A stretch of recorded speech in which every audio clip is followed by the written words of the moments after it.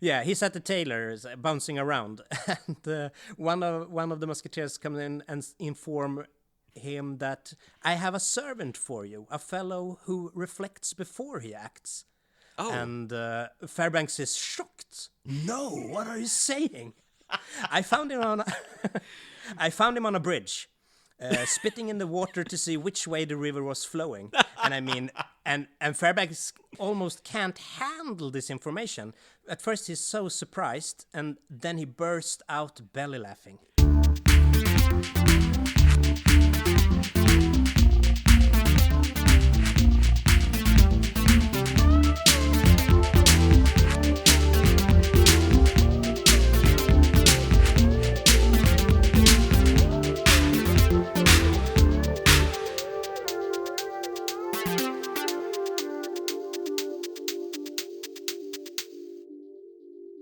hi and welcome to Pod Hard, everybody. My name is Jonas Högberg. And Anders Hultqvist. We are back in action. We have left 1920 behind, and now we're all about 1921, Woohoo! where apparently there was a movie made called Action. Yeah, the stars align. How fitting. And apparently it was the great Western director John Ford who made it. Yeah, a Hoot Gibson vehicle. Gone.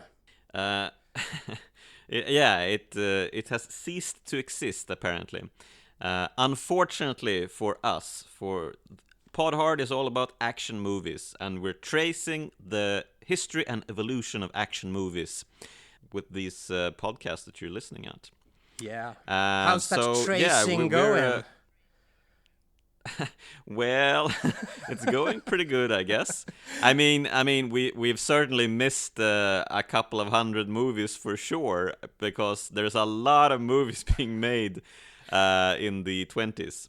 And we're jumping right into the. Should we call him the foremost interpreter of the cityscape? Oh, you're talking about Harold Lloyd, are you? Yeah, he's really onto something about living in the big city.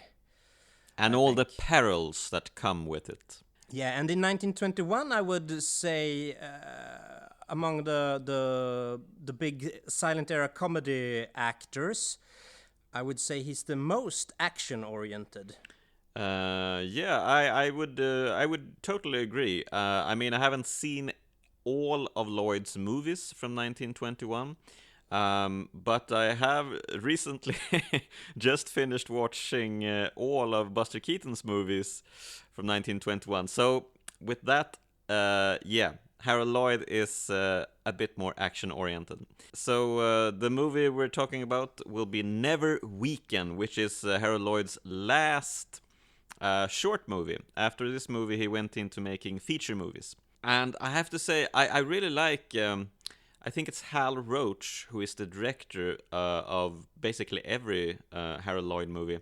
And I think he has a nice way of framing action and both story shots. He uses close-ups much better than the Keaton movie does. In the beginning, we see a real nice close-up of a hand dangling with a ring, and apparently it's Harold Lloyd fishing a bride from a window on a skyscraper.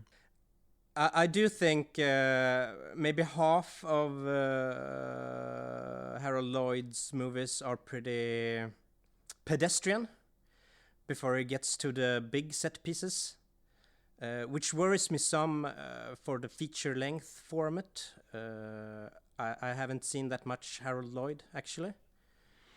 But I do like that the plot in this movie is basically about him getting this ring to the girl on the other side. They're on opposite sides of. They both have work for two businesses, and his bride to be is being let off since she's working for a doctor who doesn't get any patients. So when Lloyd hears about this, he immediately runs out, tries to find patients for the doctor. And as he is running down the skyscraper, he runs past a door being open where a guy is leaping around, doing acrobatics, doing pratfalls essentially. And he gets an idea, grabs the guy, runs out of the building with the guy, and tells him to do a fall on the street, so he looks all knocked down and bruised. Whereas Lloyd jumps in and straightens him out and passes around what do you call them? Cards to the doctor. So everybody, oh yeah, man, this guy is all the hoot. We should go to this reception. I was a bit worried for a while there that it was gonna turn into one of the chase movies with the police chasing around. You don't like the chase movies anymore. What happened, man? I think they've been a bit over. What do you say? Overexposed. I think they've been kind of overexposed by now. It's starting to feel like the Marvel movies or something. Oh, I mean, wow. We've seen a lot of cop chase movies as far back as like 1907 or something. Anyway, there's a misunderstanding with this girl. He thinks she's marrying someone else. Yeah, I thought that misunderstanding bit was really clever. He's brought a lot of people back to the reception, and he's feeling all right about himself. And he opens the door to where the girl is, and she is standing there with a big guy.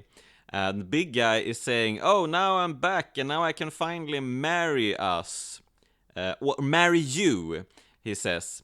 Whereas Lloyd thinks, "Oh my God, she has another boyfriend, and she's gonna marry him. Oh man, I'm all taken aback by this."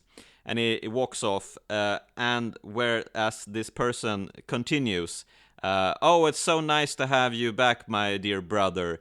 Oh yeah, now I've become a preacher, so now I can marry you with your guy."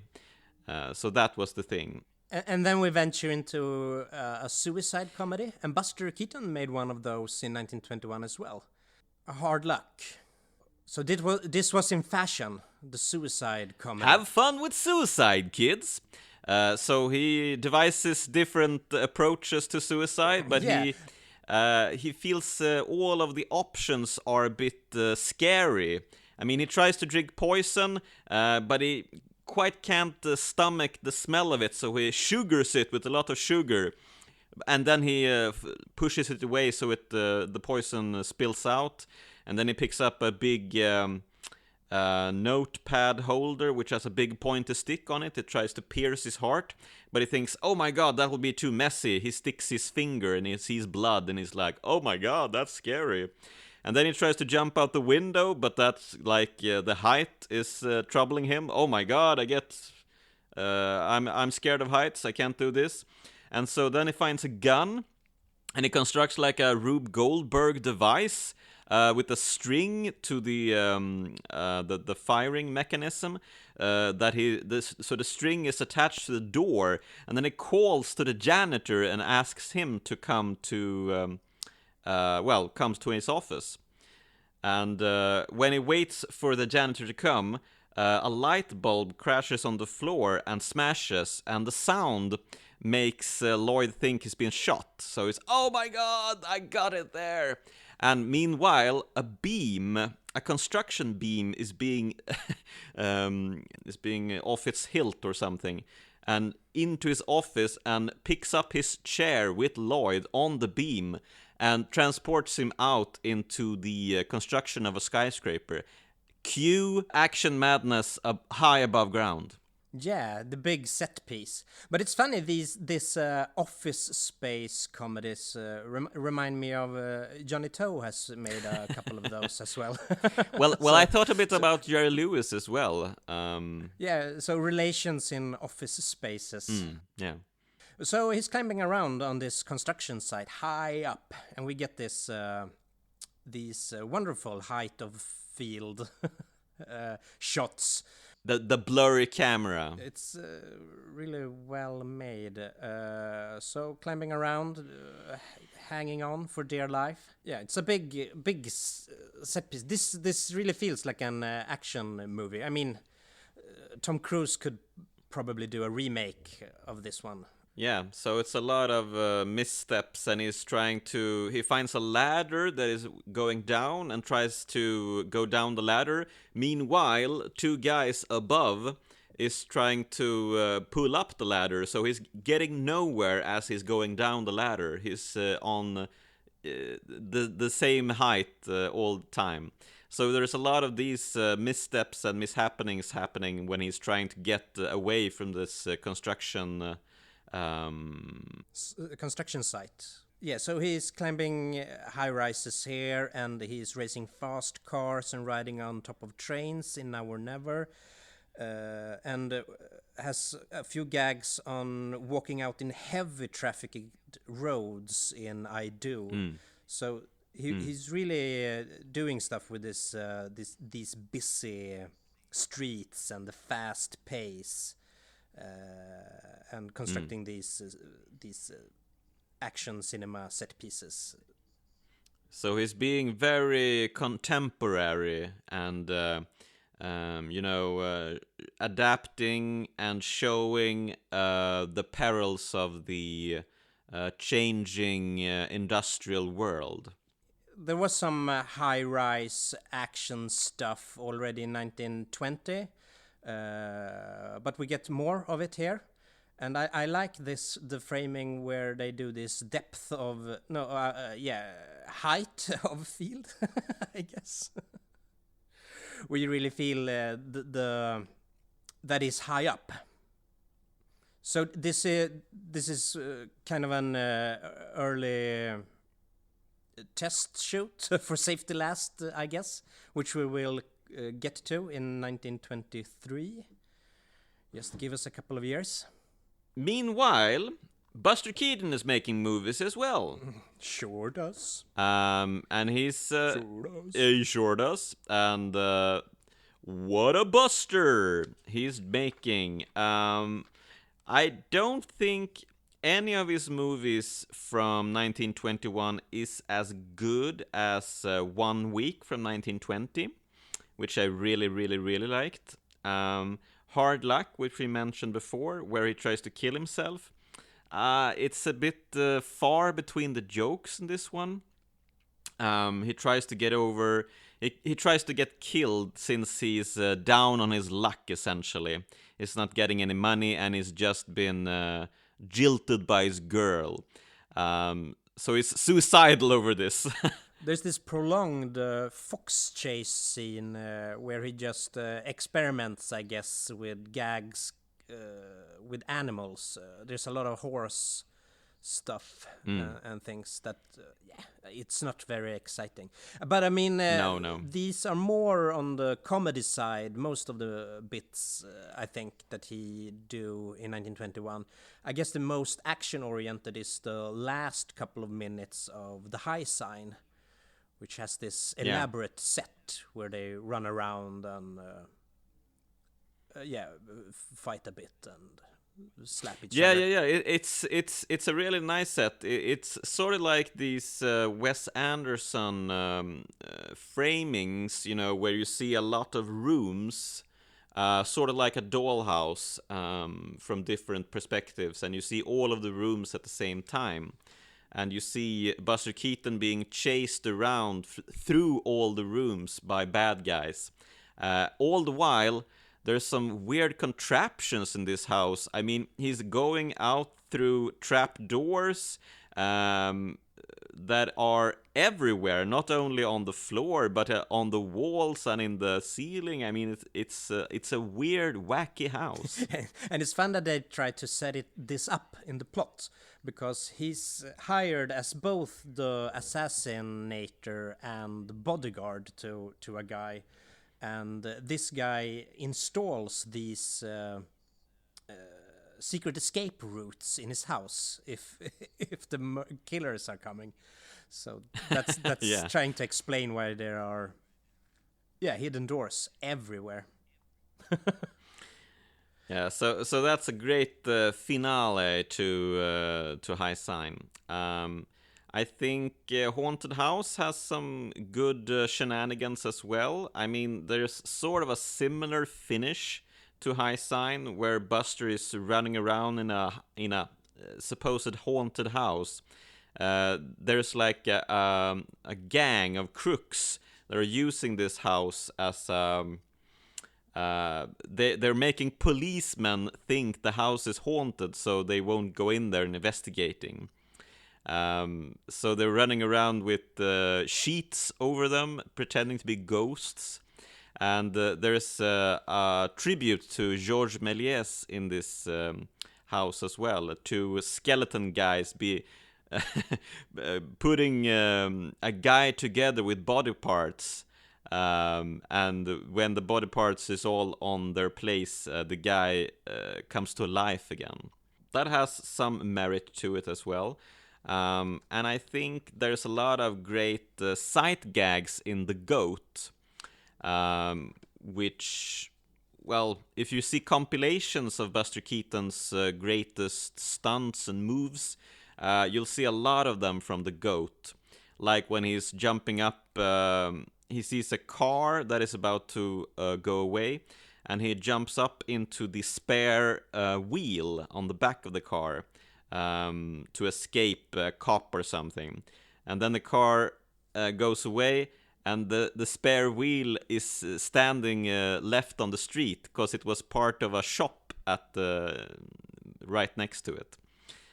So that's a really great sight gag, I think. I think there's a pretty funny setup in The Goat where he helps a lady with a dog from a guy that is harassing her.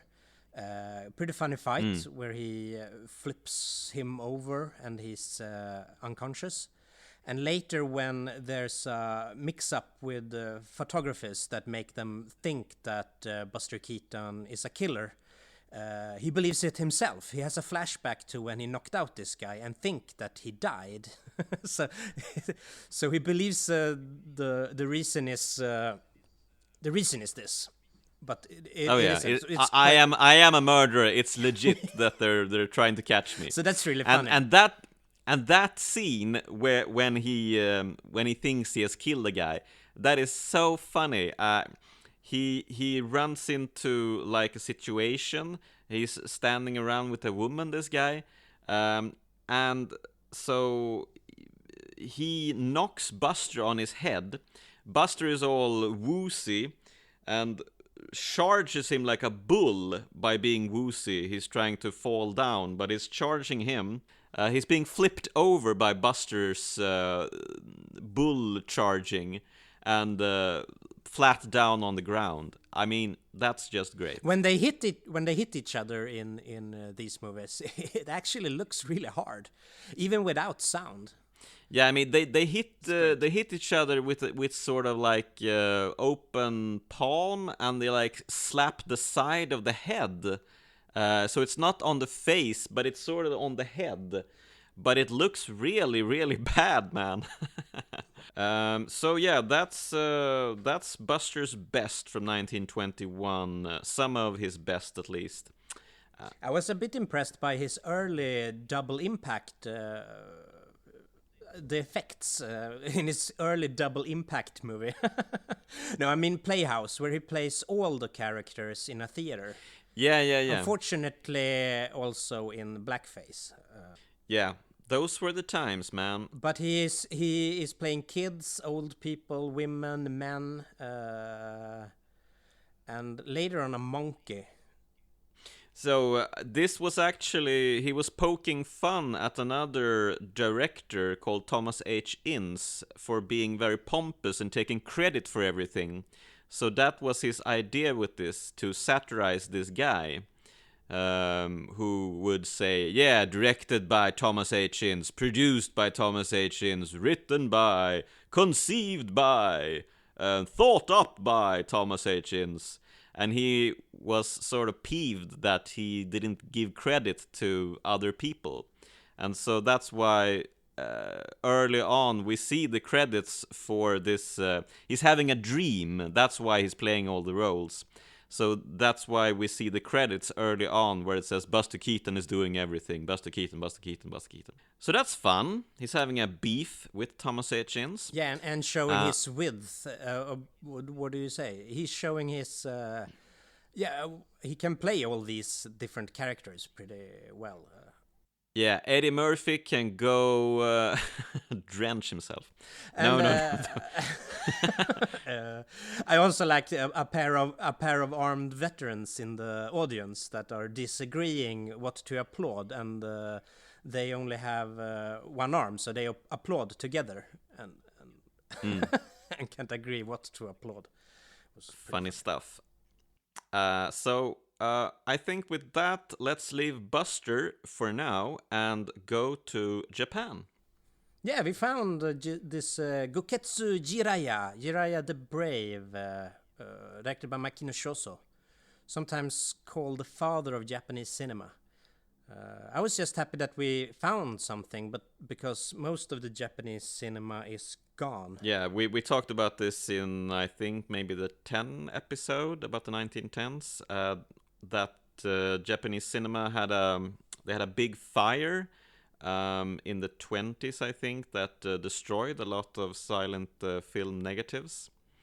And Jiraiya the Brave is one of the few that remains. Makino Shōzō, he started making movies, one-reelers in 1908. And he did one every third day, apparently. Wow. So he was churning them out. Certainly. Is he churning this one out as well? I don't know that much about this one. It's based on some folk tale about a shape-shifting ninja who can transform into a toad. And I think it's quite possible this one had one of these Benshi narrators. Yeah. These were actors, or what do you say? Narrators that were live talking, live narrating these movies, filling in on plot and character motivations, and when it evolved this technique, they went for stream of conscious and inner life, and added poetry that had nothing to do with what was on screen. It seems like a really interesting art. I think it's an art form in itself, Banshee, and they would also often be dressed in sort of the same clothes as the piece they were discussing. So I guess he would have been clothed like a samurai as well. Or a toad. Or a toad, perhaps. I mean, we got to talk about the toad costume because it's pretty great, man. It actually is. It looks pretty cool. I mean, they have like, when he transforms into a toad, often there's like an explosion of smoke and then he's a toad. But sometimes he's just a toad. It just happens. I mean, it seems very hard to fight this guy because he just disappears midair. Sometimes he becomes a puff of smoke. And then he comes back either as a human or as a toad and disappears. Sometimes he eats a couple of people, but then he's right back and puking them out. So it's and the people he's puking out, they're rolling around like they're small boulders, and like they're playing bowling or something towards other people. Yeah, so there's basically two mass scenes at first, and when every time he disappears, everyone is like, "Huh? Where did he go?" and run around looking for him for a while.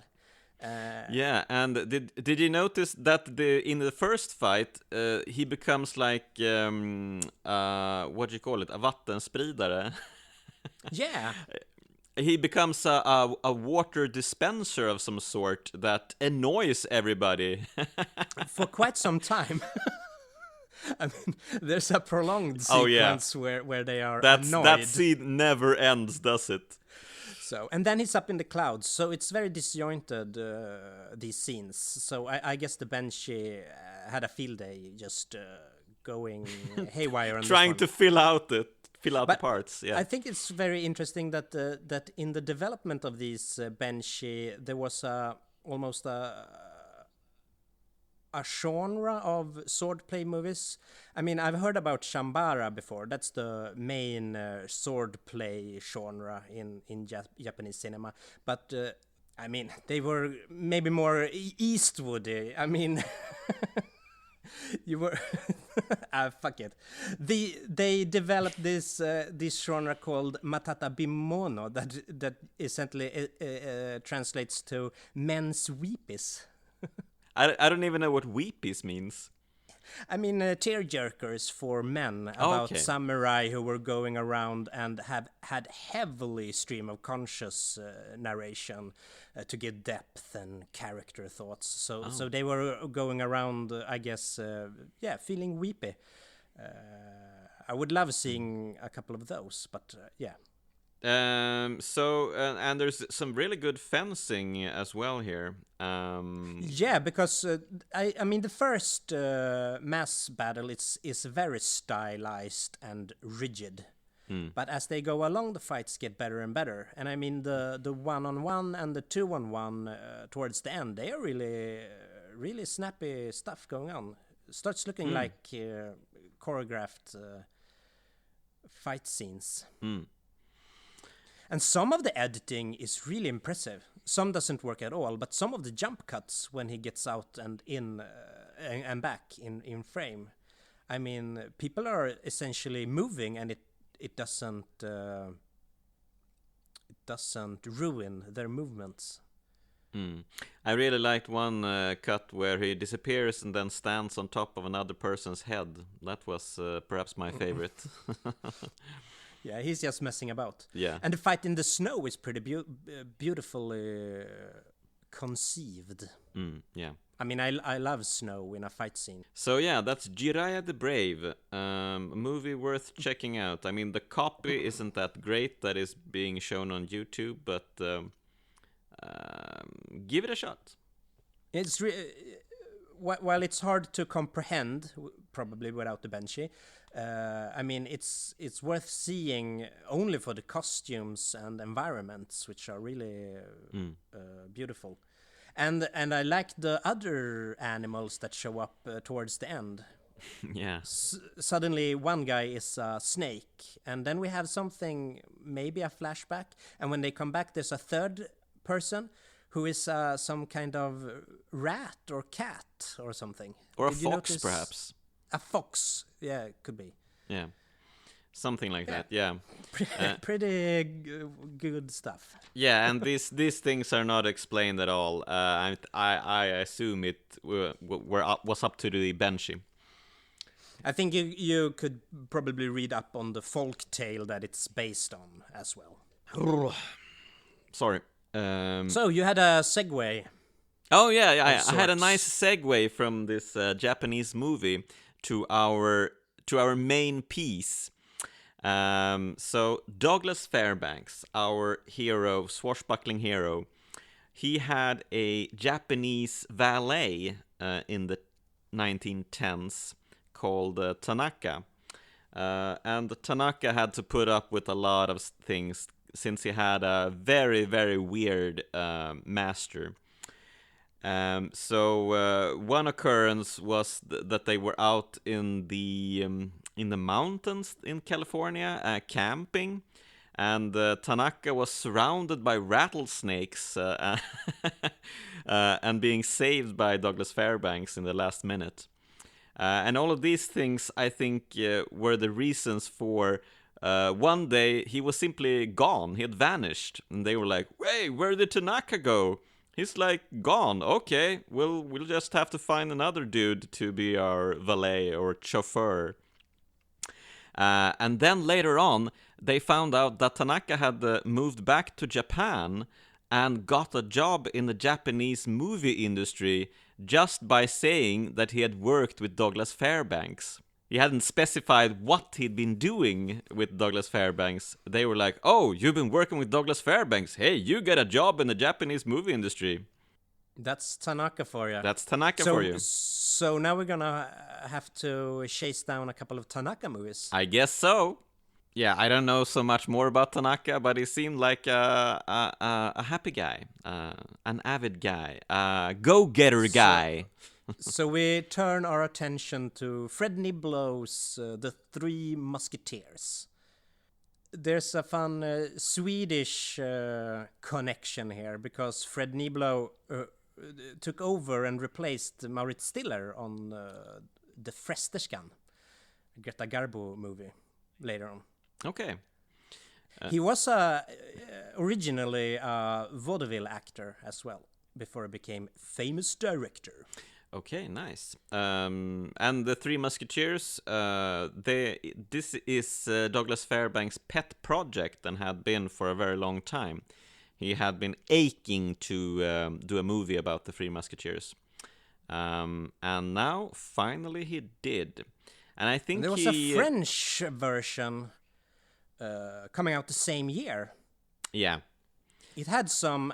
It's almost 6 hours long, so I didn't watch it. But it has some nice swashbuckling and some messy brawls going on. Oh, you have seen a little of it.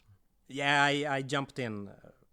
I think it was that when France heard that Douglas Fairbanks was making a movie about the Three Musketeers, their sense of pride was injured, and they thought, oh man, we gotta make a movie about the Three Musketeers ourselves, like now. So Fairbanks' movie wasn't shown in France at all. They banned it and only showed their version. Which I think is still the one that is most closely based on the book. Oh yeah, they did several adjustments for like American audiences to make all of the characters a bit more morally savvy, I guess. There would be no intercourse, no. There will be no like romance plot where people are having sex with each other, as it was in the novel. So they eliminated all of that stuff and made a movie about I don't know, hanging around, or what is it? What is it really about? Yeah, this one, it takes about 15 minutes for Douglas Fairbanks to arrive at the scene. It's the cardinal scheming. And a lot of letters are being sent. I did like Cardinal Richelieu's output. He had like no emotion at all in his face. As the king, he's all eyebrows and he's all like all over the place. So it's a nice contrast between them. Yeah, did you see when the king looks straight into the camera in one scene? Yeah. Early on? Mm. I like these, what do you call, not to make a fuss of it, breaking the fourth wall, where people look straight into the camera. Oh yeah. I think it was a female character as well that looked into the camera. I'm not sure about Douglas if he looked into the camera though. Not this one, and he's not all smiles either in this one. Yeah, he's a very brash guy. He gets easily offended. Yeah. And he's pretty prickish and cocky. Yeah, I guess that was like the character, though. So he could get into character. One has been wondering if he's just doing the Fairbanks. Well, he actually started out as a serious actor on Broadway, and so people knew that he could act, actually. But he sort of, when he made movies, he thought he should give it his all. But yeah, he's a bit more constrained in this movie, absolutely. But I guess this looking straight into the camera is a remnant from a theater tradition, I suppose, where the audience is always complicit. Yeah. And he's being the first scene where Fairbanks is introduced. He's being offended by someone who laughs at his horse or something. He jumps off his horse in a very nice manner. I don't really know how he's doing that. He's like sliding off the horse back or something. Very nice. And he runs up to a carriage with a lady and addresses the lady. "Pardon me, madam, I must kill your friend." Yeah, but I mean I believe the introductionary intertext for him is D'Artagnan takes every smile as an insult. Yeah. So it's almost a comment on the earlier Fairbanks movies where he was all smiles. Now it's the opposite. Now it all frowns. So he's hot-headed to the max, this character.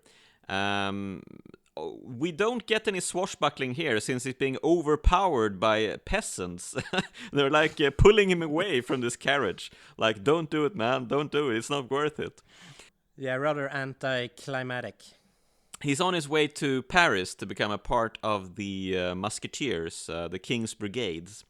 And when he arrives to Paris, he swaps his horse for a hat. Yeah, he even tries to impress his horse with the hat that he just switched it for. Check out my hat. Yeah, he's like taunting it. "Oh yeah, you're worth as much as this, and look what a nice hat I have now." So that's essential. You gotta know your priorities. Hats before horses. And in the first alley he ventures into, he is inches away from getting water dropped on his precious new hat. Oh dear. And then he finds some yarn, and he tries to catch a girl by stringing up the yarn. Yeah, so most of the movie are these small comedy vignettes. Yeah. I suppose. Yeah. And it kind of cradled me into submission. Okay. Well, I have to acknowledge that these parts are the best, and it's sort of like a 20-minute, half-hour period where there's a lot of these things where the movie is coming into its own, but then it disappears a bit, and every bit of air goes out of the movie. So he comes to the Musketeers. And he's being presented with these three famous musketeers, Athos, Porthos, and Aramis. And he sees some guy, I think the guy he insulted earlier, and he thinks, "Oh my god, I gotta get down to the guy I insulted earlier, or that insulted me earlier, and have a beef with him." So he runs through this sort of castle-like structure to get down to the street again. And as he moves, he insults all three of the musketeers in different ways. And the last musketeer interrupts and calls him the most perfect idiot I have ever met. Mm-hmm. So he challenged all of them for a duel. 1 o'clock behind the Luxembourg. Meet me behind the Luxembourg at 1 o'clock. Did you notice that there was a really fast cut intertitles dialogue, a heated dialogue? The first one he rushes into, it's really fast. Yeah, you son of a bitch. You know, intertitle heated debate. Oh, you mean that the intertitle was very short on screen? Yes. Oh, yeah. And was only there back and forth. Because that's very unusual. Usually you have to sit through the intertitles for like 10 seconds and be, "Oh my god, can we get back to the action?" But here it was very snappy, yeah. Yeah, so it emulated the heated debate they had, or argument, the heated argument they had. So when they face off behind the Luxembourg at 1 o'clock, he addresses the Three Musketeers and says that he will be honored to be killed by them, and that he will be crying rivers if he accidentally kills one of them, because he loves them all. And they're like, "Oh, well, so this guy is all right." So I guess the Cardinal's guard or something shows up and interrupt. Yeah. And the Musketeers and D'Artagnan gang up on massacring them. Yeah, and we have like some fencing here, and I read that the fencing in Fairbanks movies is actually often later on, when they made like other fencing movies in the 30s and up until now, they like had a rule for fencing, like you would only like have 3 strokes at each other and then cut, since you wouldn't want to be injured in any way, even if the swords weren't real. There had like a rule, 3 strokes against each other and then cut, so that they could rearrange or something and move the camera around. But in the Fairbanks movie, they just went at each other like mad. Yeah, it's really aggressive. There's a later scene where he's fighting 5 guys at once. Yeah. And there's just this intense back and forth. He does a great like handstand jump with a knife on a guy who lies on the ground. So it's like awesome. He's like handstanding the guy's chest with the knife and plants the knife in the chest and moves on. I mean, that was an awesome stunt. That was a cool move. Yeah. That should be reinterpreted. Reinterpreted. Maybe John Wick can do a parallel or something. Yeah. And then we have some. I mean, Fairbanks finishes this fight with throwing a sword at one guy. So when the Cardinal's best guard arrives, he's like very upset. So he chases after to teach this guy to use his sword not foul. So we get a duel. And this duel is perhaps my favorite part of the movie. It's one of these like indoors duels, so we get to throw and jump some furniture, which is this nice. This is peak Fairbanks, when he's jumping around furniture and using furniture to advance the fight. Meanwhile, Athos, Porthos, and Aramis is picking up the bartender and placing him on a shelf, which was really funny. Safety measures. He utterly humiliates the Cardinal swordsman and aggressively shows off. They move the fight outside, and he's like running after him. And he puts him on a bench. The guy is being put on a bench, still with his sword, trying to defend himself. And where he's being psyched by Fairbanks, like he's thrusting his sword at his feet, and he's trying to shield himself, which was also really funny. So this is a great scene. Yeah, real douche. Yeah, he's a douche, all right. That's the Fairbanks way. And I think we get a lot of Fairbanks smile here as well, since this is him in his element. Is in his element, absolutely. So later on, the king tells the cardinal that these upstarts will be dealt with, that they are running around doing all this trouble. And we get a really... there's a wonderful moment between the king and the chief of musketeers. They have this... these at first tense stares, because I think the chief of musketeers is a little worried that his men are gonna get punished hard.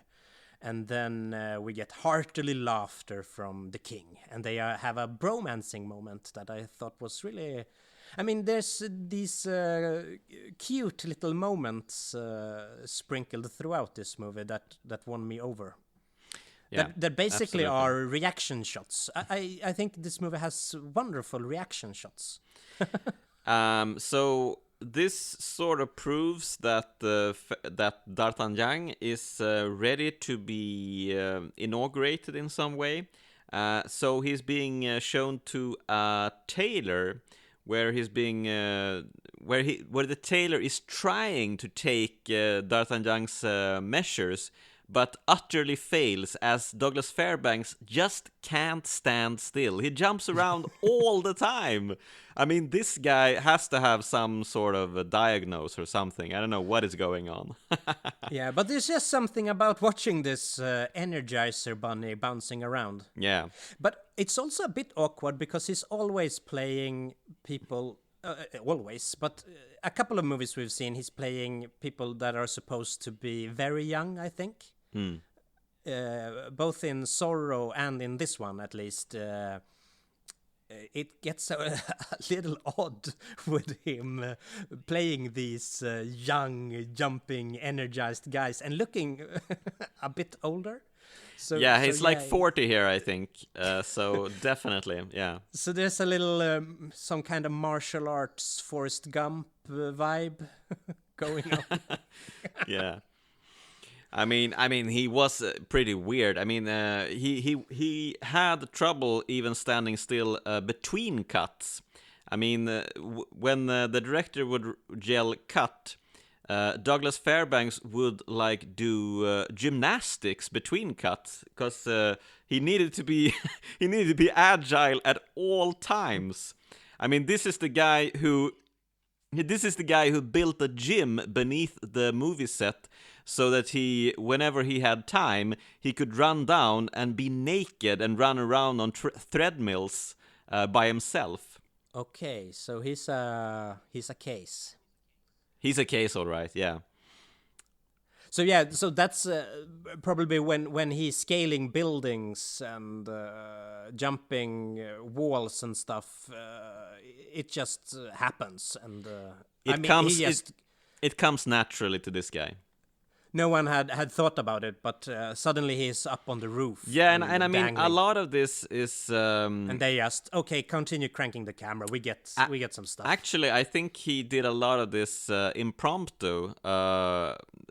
Everybody thought he was gonna do like a low-key thing, but then he would like be, fuck it, I'm doing this instead. I mean, it was a scene in, I think, your favorite 10 movie with Douglas Fairbanks, what's it called? Manhattan Madness. Manhattan Madness. I think the scene where he enters in the beginning and is having this conversation with his old buddies, he charges a person and takes him down. And this was... Yeah, that was a great scene. Yeah, this was not in the script, and he was not supposed to do that. He just did it on a whim when they yelled action. So the poor extra that was moving around in the background had no idea he was about to be jumped by Douglas Fairbanks. Oh, okay. So he was an asshole. Mixed feelings. A lot of these things happened. I think he was so affable that everybody who were subjected to his sort of weird ways sort of was won over in the end as well. I guess they were beat into submission. Yeah. Yes. Tough love. But earlier, maybe I can edit this in before, because when he meets the king the first time is also a very subtle, funny scene when he gets all jelly knees and stumbles around and kind of almost knocks over the other musketeers, and the king has a rollicking good time meeting this Energizer Bunny. Yeah. And you know, fair and he's late to the meeting as well, because he's fraternizing with this girl that he tried to collect with a yarn earlier. Have you noticed that he has a far better mustache for this movie than Zorro? So we gotta notice his mustaches through the movies. Well, actually, this was a real mustache. He actually grew the mustache for the movie and kept the mustache to his death. And he inspired other leading men to get mustaches, because before this, everybody was clean-shaved. Only villains had any facial hair. But Fairbanks, he set a new model for heroes. Okay, I'm kind of a clean shaved, clean cut guy. I don't know what to do with this information. Well, The mustache. you just have to learn to love the mustache, man. The origin of the mustache, the facial Yeah. hair. So this is the origin of the Takeover. mustache. Yeah. The hostile facial hair takeover. Absolutely. So anyway, what's happening in the movie, man? Yeah, he's at the tailor's bouncing around, and one of the musketeers come in and inform him that I have a servant for you, a fellow who reflects before he acts. Oh. And Fairbanks is shocked. No, what are you saying? I found him on a bridge, spitting in the water to see which way the river was flowing. And I mean, and Fairbanks almost can't handle this information. At first, he's so surprised, and then he burst out belly laughing. Wow. Okay, so this was like being unprecedented in France at the 1600s. Fantastic. I think it was unheard of for Fairbanks. Yeah. So we get a scene where. Yeah, I mean, we get the scene where he fights off 5 guys at once. The girl, his love interest is harassed by the cardinal's men because she's in on the plot of getting letters to different persons. There's a lot of letters. Oh yeah, the plot is very, very boring. I mean, dull to the extreme. It's something about the queen is being unfaithful to the king. She has like a British lover. And there's a lot of letters being exchanged, and Cardinal Richelieu sees this as his opportunity to seize power or something.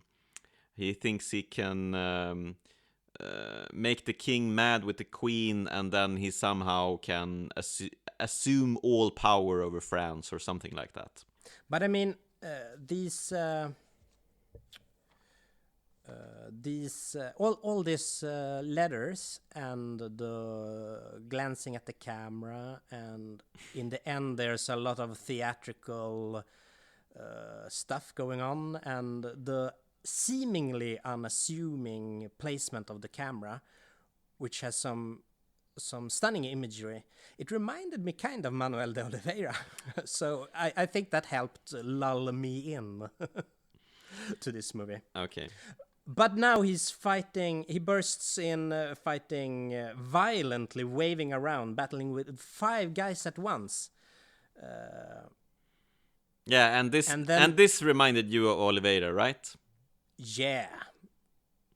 This is the deal. Then there's some running around on the rooftops. I gotta say, I have a tendency to prefer the Women of Hazards of Helen and the Perils of Pauline, because in Buster Keaton and in Douglas Fairbanks movies so far, the women tend to faint and get carried around like a sack of potatoes, mostly. Well, I did think that the woman in 1 week did a fair bit of action as well. She assisted Buster building the house, and she tried to be helpful when they were moving the house. So she wasn't she was in on it in a way that other hasn't. Yeah, we mentioned her. So anyway, he has shafted these guys, and he's being let in on the plot a bit since the lady he is in love with, she is meeting with this British duke or something, who has to come and see the queen in secret. He's so in love with her. So anyway. Forget about all that stuff. Now the gang invite themselves to eat at 2 monks. Yeah, they got some cash from the king, but that cash has run out really quick, and now they're all poor and hungry, and they invite themselves to these monks. Yeah, and the looks these monks give each other, again with the reaction shots. I think there's some wonderful subtle acting here when when more and more people come to already meager dinner. These monks are not made of honey. What do you say? They don't have that much food on the table. Yeah, they don't have that much to share. And when they put out a loaf of bread, everybody gets all grabby with the bread, which I think is an amazing shot. There's like 3 or 4 hands that are tearing at one loaf of bread, and it's being all, give me that. Great stuff. Yeah. So just there's a lot of scenes how people look at each other that I really liked in this movie that I haven't seen earlier. And then Porthos loses a wager to D'Artagnan. He thinks that D'Artagnan can't fix Crab, but he can. So they spank his ass with their grub. Yeah, fuck. Crab. Crab. Krubb, var det det du tänkte på? No, it was wrong.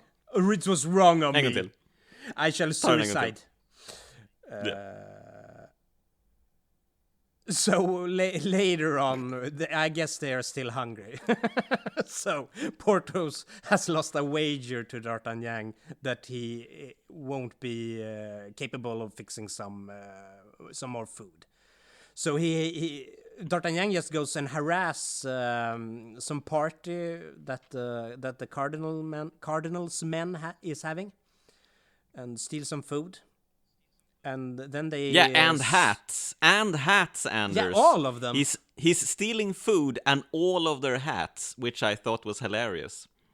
Yeah, because the fun part, when he comes home, he just throws the hats everywhere. And one lands right on his face. Yeah. Which was a nice shot as well.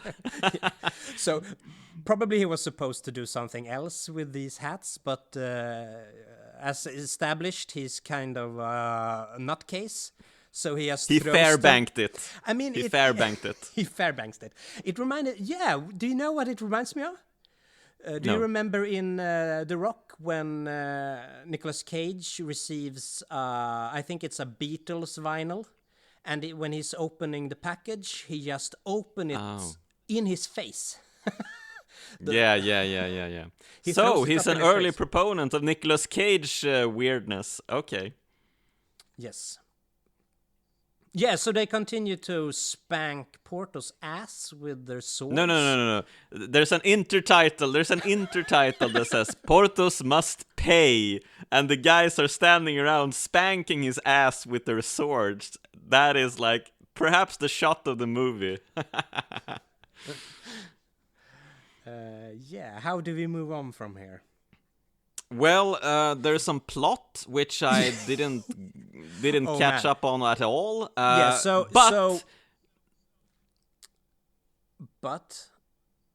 But essentially, it all means that they need to fetch D'Artagnan to cross the ocean and get this British Duke back to England with a necklace or something that has been given by the Queen. It's an early plantation. Plantation. What do you say? Essentially, it's an early... Vad säger man plantering? Fuck it. Skitsamma. Essentially,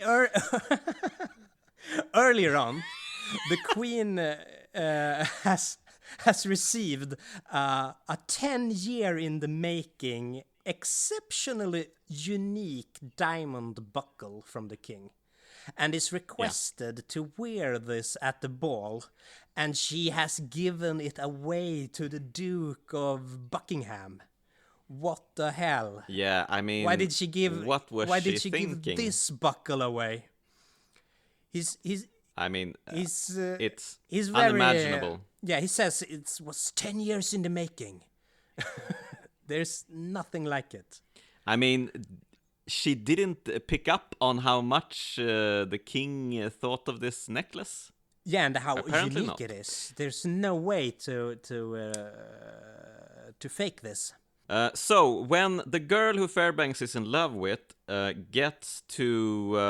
goes to get Fairbanks and tell him about that he needs to go to Britain and finds this duke.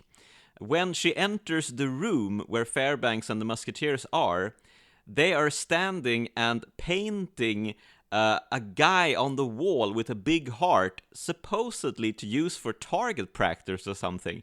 It looks fantastic. And this is just a throwaway shot. This is not... they cut away from this fairly quickly, so you just get a glance of it. But, I mean, fantastic. So you missed that. That was sad for you, man. Yeah. Weeping. Manly weeping over here.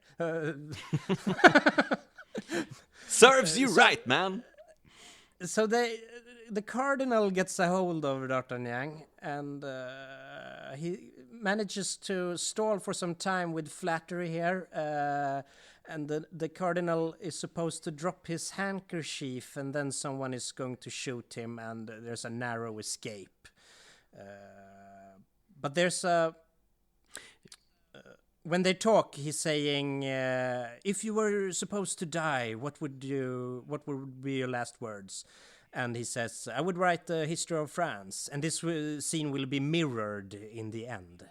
So we get a mirror scene as well. And then they are on the way. Yeah, and he essentially sweet talks Richelieu by saying, oh, I would write about Richelieu's poetry and all his exploits and his amazing swordsmanship, because he sees a guy pointing a gun at him through a curtain. And then he makes a daring escape. He runs around a bit on the streets of Paris, jumps up on a horse together with the Musketeers, and they thunders out of Paris. And now we have sort of like they fall off one by one as they all need to get D'Artagnan to England. Yeah, they happen upon different ambushes. And get disarmed one at a time. Athos fights off like 8 or 10 people in the stairs. Yeah. And Porthos, who is this big guy, needs to hold up a bridge for them. But during this sequence, they repeatedly intercut to the cardinal, close-up of the cardinal's hand, patting his armchair, biding his time, his plan set in motion. Yeah, and so D'Artagnan goes to England, where there's a milady, she's called. She tries to get her hands on this fantastic diamond thingamajig that is there to collect. And there's a lot of brouhaha on a boat, and then they're back in France. Hooray! Yeah, this riding back and forth between France and England is a bit... super boring, it is. Thank you. Yes, that's the word you're looking for. Super boring. Yeah. And we close with a fight in a staircase and some shenanigans, and essentially... Richelieu admits his defeat, but tries to enlist D'Artagnan in his own guard. What? Yeah. So Richelieu isn't like killed or anything. He's just been a naughty boy or something and won't be punished at all. Yeah, something like that. But there are these wonderful shots of the cardinal and the king intercut in these later scenes that almost suggest they are watching the scenario played out like a play. And there's a great shot when there's curtains for the cardinal when he goes behind actual curtains, wide-eyed, when he understands that the jig is up. And I think there's a great shot where Fairbanks has sort of swept a guy off his feet, and the guy is lying on the ground, and Fairbanks jumps him with gusto. I mean, I'm going in there! I love his enthusiasm. I mean, he gets to pick up a guy and throw him downstairs here as well, as in Manhattan Madness. That is a power move. And we get something resembling a crane shot or something, following the fight up the stairs, which was pretty cool. But the fight is really short here. I could have used a longer one. Essentially a disappointment, the finale. But I mean, I really like this one. Well, I don't know. I thought Sorrow was way better. There's some struggle in the beginning to adapt, And in the end, end, I mean, it is bogged down by its 2-hour running time. But there's something going on here that I can do little with my limited thought process. But it is interesting nonetheless. Well, you and me have a tendency to like movies where guys are just hanging around. Hanging around is good, but also this theatricality infused. I really find that exciting. I would like some more action, I thought this would be an action movie. Yeah, and this is an action pod. Swashbuckling in the middle, but definitely there should be more action. We are not the theatrical if you're looking for a Douglas Fairbanks action movie, I would recommend you to watch Zorro instead. That was way better swashbuckling, for my mind at least. But of course, Anders, there's some great hanging around stuff in this in the middle section of this movie. But I don't know if it's worth the hassle to watch the entire movie, actually. I would probably put it like this, for Fairbanks hanging out with a couple of dudes, this one. For Fairbanks doing handkerchief tricks to an bored-to-death audience, I would recommend Zorro. Oh, but there's much better action scenes in Zorro. You have to acknowledge that, man. Yeah, the end set piece delivers in Zorro. I mean, the beginning set piece in the hacienda, that's great as well, when he's jumping around the furniture and fighting this scared Gonzalez guy. A bit too much build-up on that one, although I do like the build-up, the myth around Zorro. It takes a bit too long before he enters. Well, anyway, Fairbanks is one serious character, that's for sure, and we love him. And we will get back to him. Yes, in the next episode on 1922, there will be another Douglas Fairbanks feature movie. So stay tuned for that, guys.